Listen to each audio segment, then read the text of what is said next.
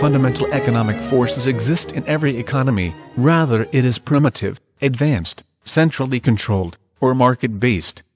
Central planning is a system where economic decisions are made by a central political body like Congress, an executive agency like the Department of Transportation, or the Soviet Central Committee. Advocates of central planning claim that concentrated control of the economy will eliminate economic forces. However, these forces are basic to human nature and remain intact regardless of the prevailing economic system. The law of supply is one of those forces. The most centrally controlled economy in our time, the Soviet Union, had black markets which emerged despite laws prohibiting them. Consumers paid black market prices because resources are scarce. From scarcity comes part of a good's value. We are productive by organizing raw materials like land, labor, capital, and goods that have been previously created and transforming them into something with a higher value. We use that value to try to satisfy the needs of someone else. We have a surplus of the good we manufactured while someone else has a surplus of a good that we desire.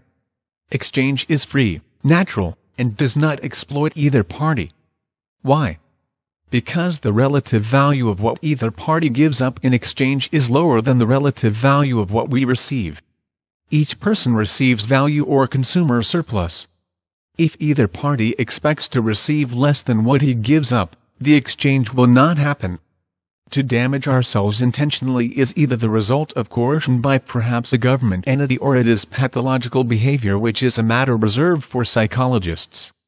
Trade and production in the free market is one of the most peaceful, generous, and beneficial things we do with our time. The productivity of entrepreneurs can be viewed symbolically as a supply curve. This is a positively sloped curve, which suggests a positive relationship between the number of goods an entrepreneur will produce and the price of that good. The entrepreneur's greedy self-interest benefits mankind in a wonderful way.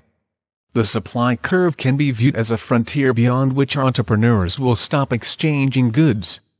The region where a firm will supply goods can be seen on this graph as a shaded area and is known as a region of producer surplus. A firm earns more value than the minimum supply price in this shaded region.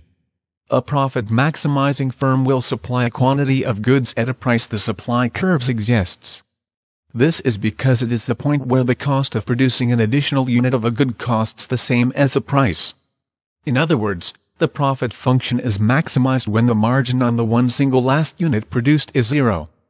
The supply curve can shift right or left as the cost of production changes. Factors that change the location of the supply curve include changes in tax levels. Increasing taxes will result in a decline in the firm's ability to produce goods and services.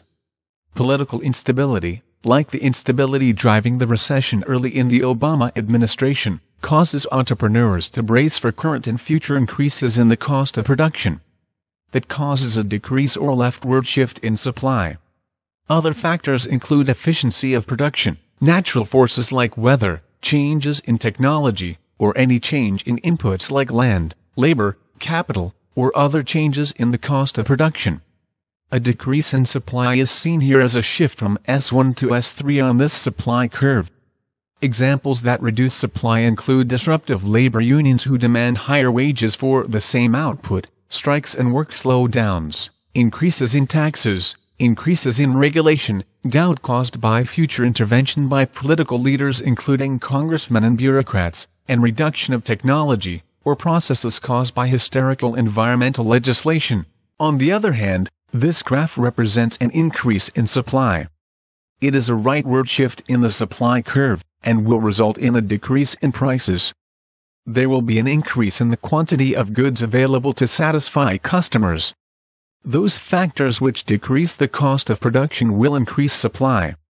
A few examples include instances when workers become more efficient, governments reduce taxes and regulations, design innovation makes production more reliable, temperate conditions allow larger yields, or when technology allows more output. Consumers increase their well-being at a lower expense. Shifts along a stationary supply curve are also possible, but are the result of shifts in demand. This is seen symbolically as a shift from point A on the supply curve to point B on this supply curve. A very steep supply curve is known as an inelastic supply curve. It is identified by how firms act when there is a price change. Inelasticity is seen when there are small changes in the quantity supplied as a result of a large shift in prices. For example, a large shift from P1 to P2 causes a small shift from Q1 to Q2. Another way to think about inelasticity is a lack of price sensitivity. A curve with a shallow slope is known as an elastic supply curve. A small change in prices will cause a large shift in the quantity supplied. For example, a small increase in price from P1 to P2 will cause a large shift from the quantity supplied Q1 to Q2. Here a firm is highly sensitive to price changes. Firms with lots of competition like restaurants have elastic supply curves. When restaurants increase prices, their customer base declines sharply. That is the supply curve in just a couple of minutes. Thank you for watching, and keep an eye out for related videos on the intersection of politics, philosophy, and economics.